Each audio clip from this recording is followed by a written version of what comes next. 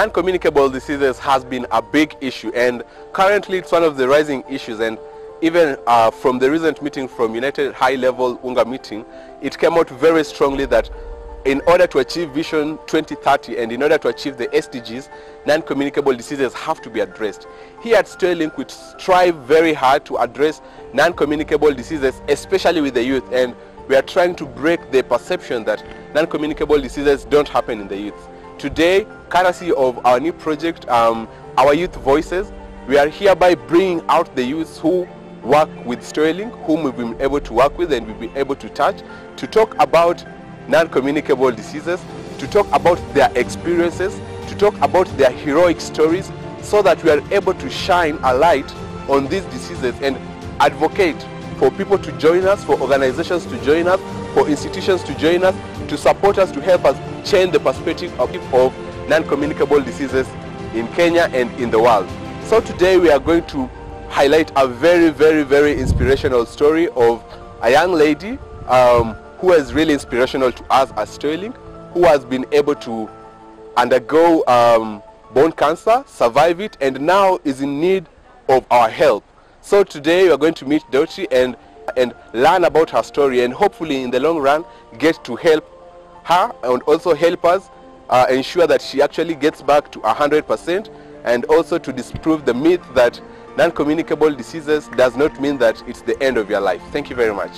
So here we meet Dottie, a very inspirational lady indeed, very beautiful as you can see. So kindly introduce yourself to our audience. My name is Henriette Dottie Aloo. I'm a first-year student in Kenyatta University. It's taking a course in Bachelor of Education Science, Maths and Physics. I love to play basketball and listen to music. So great. Tell us a bit of your story. I mean, how did you come to discover that you had bone cancer? Last year, 2017 October, I started feeling some pain on my right knee, and at first I thought it was nothing serious, so I ignored it. And then when it persisted, I went to hospital, and after going to hospital I was misdiagnosed, and they just gave me pain relievers and pain relievers. Then after that we went to Nairobi West Hospital, and from there I had a biopsy done, and then I returned back to school to sit for my KCSE examinations. Yeah, so just to get this clear, at the time when you first discovered that you had some pain in the knee, you were still in high school? Yes, I was in high school, fourth form. Form 4, just waiting to do the exams? Yes. Having discovered that you feel some very intense pain on the knee, and you're just being at the point where you are doing your national exams for joining the university, how was the experience for you at that time? At first it was so stressful. When the pain persisted, I could not even concentrate reading, and so after I went to the hospital and after the biopsy I came back and I was using crutches, and since our school we have a footbridge, going back and forth, it was stressful. A lot of work. Yeah, so that must have been the very first time you actually got to use crutches in your life. Yes, I'd never used them. Great. So having done your examination, what's next? What followed after that? After the exams, I went to Nairobi West Hospital, and from there was a surgery done to remove the tumor, and then after the surgery, during the surgery they put internal plates to fill up the space. Then afterwards I was pushed through chemotherapy. 6 cycles of chemotherapy. So how was that? Because how long was the period of chemotherapy? I mean, 6 cycles is quite some time. How was that experience to you? The period I started in January, then it went all through to July. Chemotherapy was exhausting, and Yes, I would imagine.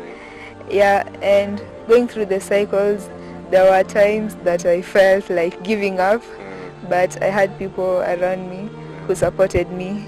Yes. Yeah. So how was the feeling? Because I mean, just discovering that you have cancer, moving straight to chemotherapy, things actually. I was confused, and yeah, I was confused, but I was confused but the people around me, my parents, helped me to understand the situation and accept the situation. So definitely you can see that the systems around us, the people around us really influence how we as survivors of this non-communicable diseases get to actually adapt and get to learn and get to have the experience undergoing treatment. Great. Tell us about now what the doctors from Nairobi West Hospital suggested you to go to complete the treatment process.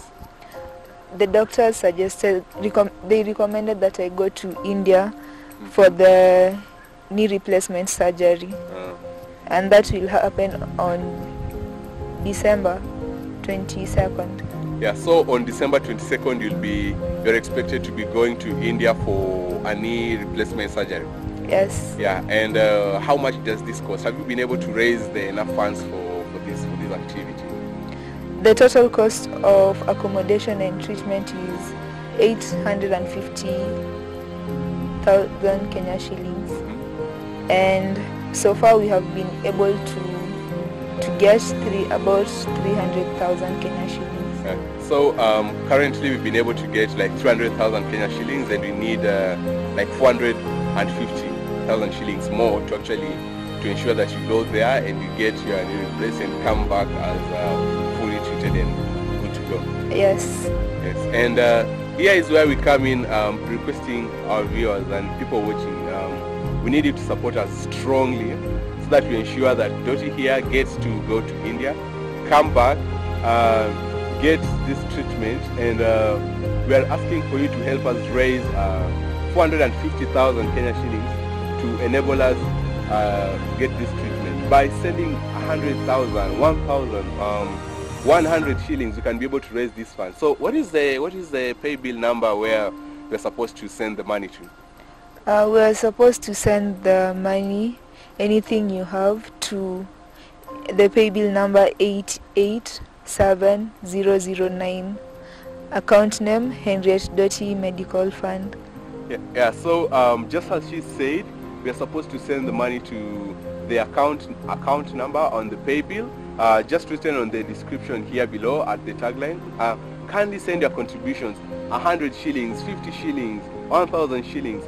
If we can do this, if we can send people to do this, if we can rally up our families to do this, we can be able to send her and get her back to actually be fully well, and also to get her to actually impact the community, because as Twelink we've really worked with her to ensure that we get the message on cancer out. So when we help her get these funds, we are able to actually change the world through Dot. We are able to influence this. What would you be doing now after you've gone successfully, come back, and now you're good to go?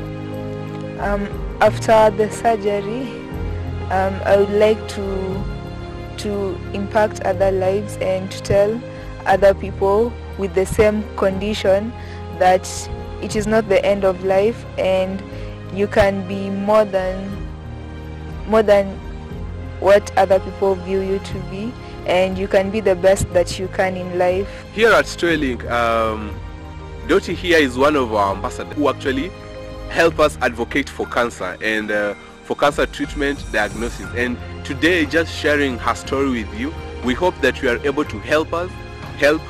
We are also able to help us get to more people who are suffering from these conditions, who are hiding out there with these conditions, who are facing stigma with these conditions. Help them so that we may be able to get in touch with them, so that together we can create a network where we can actually be able to change lives and impact on the society. So this would be our parting shot. Join us, change the movement. And non-communicable diseases, it's not just for the old people. It's here with us, it's here with the youth, and we at Stoeli, we are part of the people who are changing the movement in as far as non-communicable diseases, information, sensitization and education is concerned. So through our voices, like through Dottie's stories, we are able to impact on more people to actually help us change the perceptive and because if not us, who? If not you, who? If not me, who? Who will change the world if we don't do it? Thank you very much.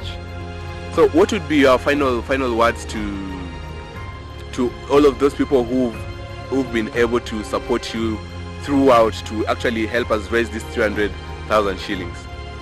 I would like to thank everyone who's been with me, who's stood by me all through, and thank you so much, and may God bless you. Thank you very much from us here at Sterling. Thank you very much, and help us, help Dottie, help us push to greatness. Thank you.